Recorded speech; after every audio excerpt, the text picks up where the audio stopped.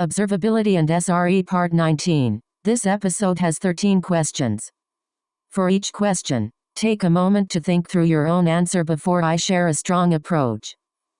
Question 1. Workload identity. What is workload identity, and what problem does it solve?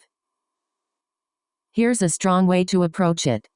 Workload identity lets a Kubernetes service account in GKE impersonate a Google Cloud IAM service account, so pods can call GCP APIs with that service account's permissions without ever having a downloaded key file mounted into the container. GKE's metadata server transparently issues short-lived tokens via federated identity. It solves the key management problem. Previously, giving a pod GCP access meant mounting a static service account key as a secret. Workload identity replaces that with automatically rotated, least privilege, per KSA scoped credentials, and is now the standard recommended pattern over node-level service accounts or manual key mounting.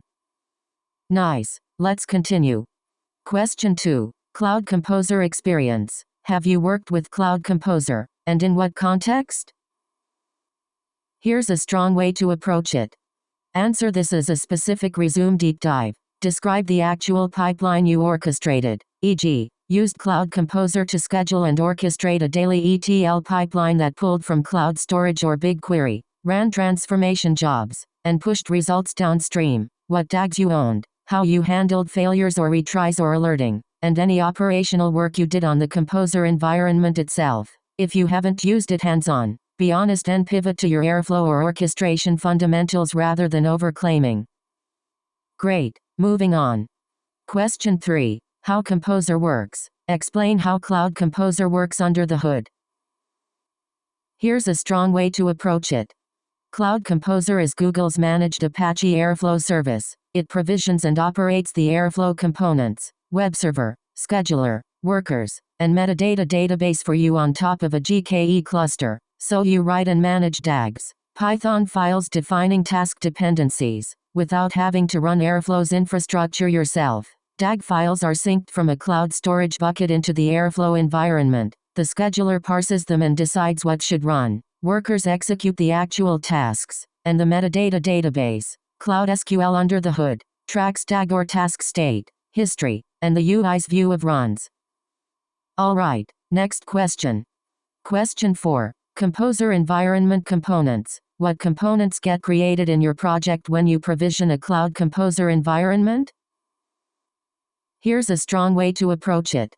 Provisioning a Composer environment creates a dedicated GKE cluster that runs the Airflow scheduler, web server, and workers, a Cloud SQL instance for the Airflow metadata database, a cloud storage bucket that holds your DAGs, plugins, and logs, and is the sync source into the environment, and networking resources depending on how you provisioned it, plus a dedicated service account used by the environment's workloads. Cost and operational overhead come largely from the underlying GKE cluster and Cloud SQL instance, which is why environment sizing is a real cost lever.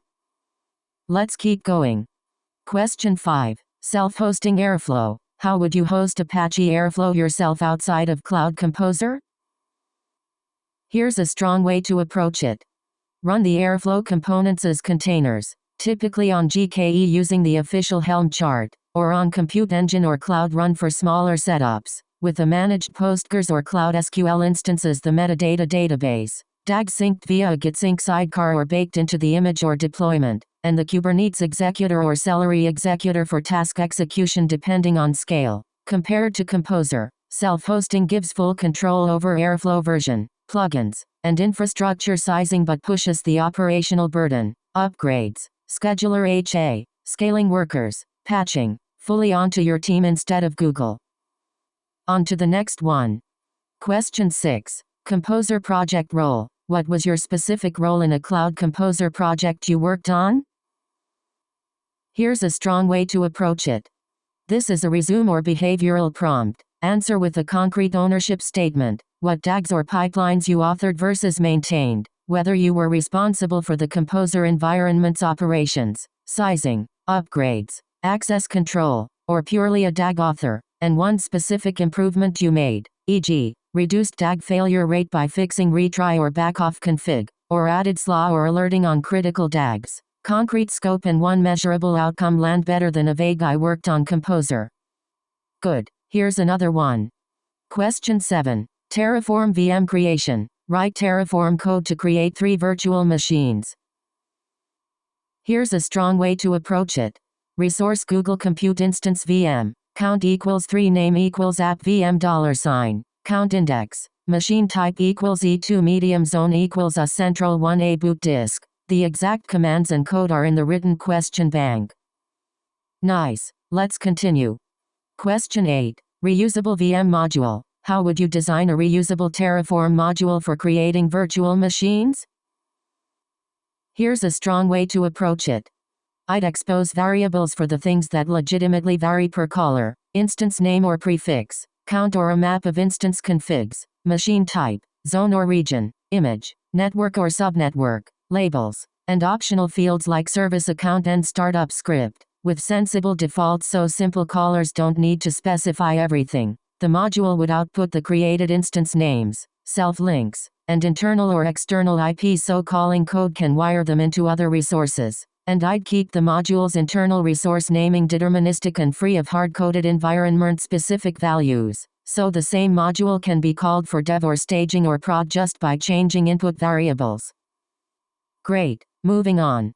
Question 9. Count versus for each. Would you use count or for each for creating multiple similar resources in Terraform, and why? Here's a strong way to approach it.